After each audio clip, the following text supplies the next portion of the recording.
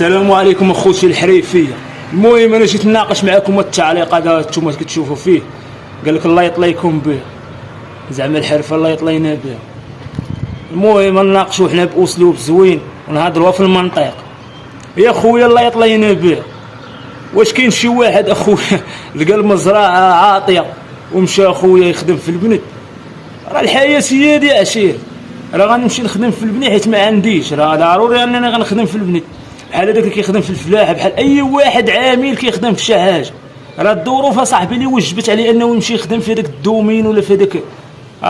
خاص الانسان يكون شويه بعقل ولا لا. ان انت اخويا خليو ليك والديك الرزق، راه كاينين اخرين اصاحبي ما خلاوش ليهم والديهم، راه خاصك تكون فاهم هاد المساله هادي، فهمتي؟ حنا راه كنفتخروا اخويا بالاعمال اللي كندير، حيت غنقولها دائما وابدا انا افتخر انني كندير البناء. علاش؟ حيت انا كنشوف راسي كنجبدهم حلال وكنخدم في الحلال، يعني ما ماتش يدي لشي واحد ولا كنعول على شي واحد. انا راه والديا ما كنعولش عليهم، واش فهمتي؟ راه كاين اللي يتيم، كاين راه كل واحد وكيفاش دارت ليه الدنيا.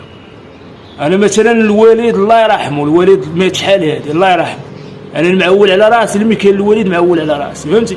وكاينين الرجال بحالي بزاف، وكاين اللي عنده والدي ومعول على راسو. صح خاصك تكون راجل اصاحبي، ماشي تلحق وتعلق تعليق لا فائده منه.